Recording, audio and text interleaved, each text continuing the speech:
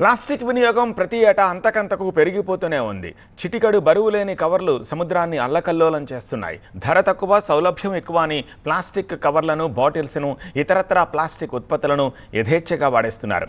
Carry చేయడానికి plastic కవర్లు ఈజీగా ఉండొచ్చు, కానీ 1000 ఏళ్లైనా సరే అవి భూమిలో కరగవు.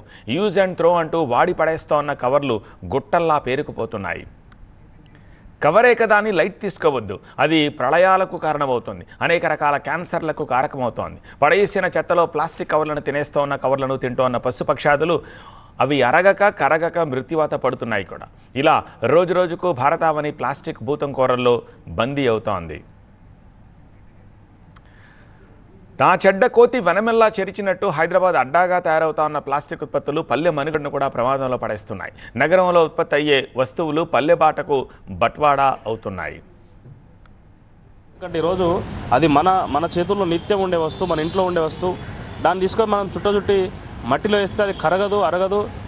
దాని ద్వారా అనేకమైనటువంటి సమస్యలు ఉత్పన్నమవుతున్నాయి. కనుక ప్రజలు కూడా దీని మీద పెద్ద ఎత్తున ఒక అవగాహన చేసుకున్నారు. అసలు ప్లాస్టిక్ను వాడకుండా ఉంటేనే చాలా మంచిది. ప్రభుత్వాలు ఈ ప్లాస్టిక్ నిషేధాన్ని మరి కట్టడి చేయాలి. ఎందుకంటే ప్రజల్లో ఈ ప్లాస్టిక్ వినియోగం మీద అవగాహన లేదు. ఈ ప్లాస్టిక్ వల్ల మనకు వాతావరణ కాలుష్యంతో పాటు అంటే భావి తరాలకు మున్ముందు కూడా మన భూసార వ్యవస్థ పూర్తిగా దెబ్బతింటా ఉన్నది.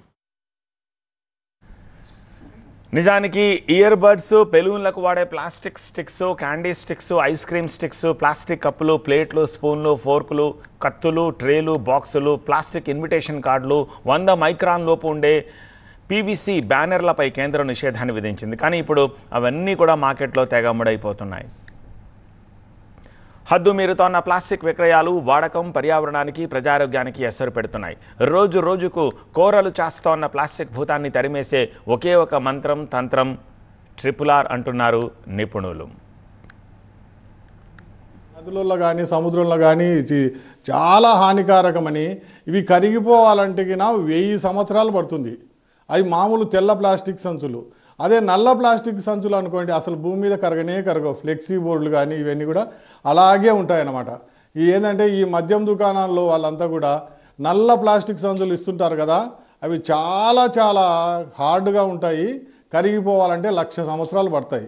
అంతవరకు కూడా మీరు ఆలోచన చేయండి ఎంత నష్టం జరుగుతుంది. ప్రతిరోజు ఎన్ని కోట్ల ప్లాస్టిక్ సంచులు వాడుతుంటారు.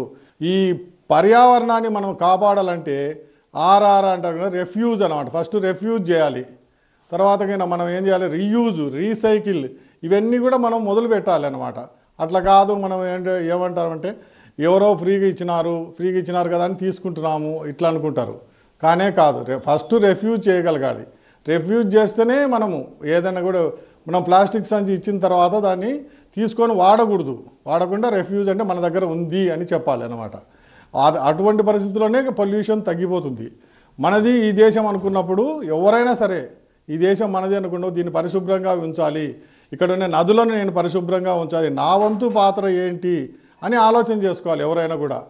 అట్లా కాదు, మనం మిగతా వాళ్ళు లక్షల మంది వాడుతున్నారు, నేను ఒక్కరిని వాడకపోతే ఏమవుతుంది, ఆ విషయం మాత్రం అసలు మనసులోకే రాకూడకుండా చూసుకోవాలి.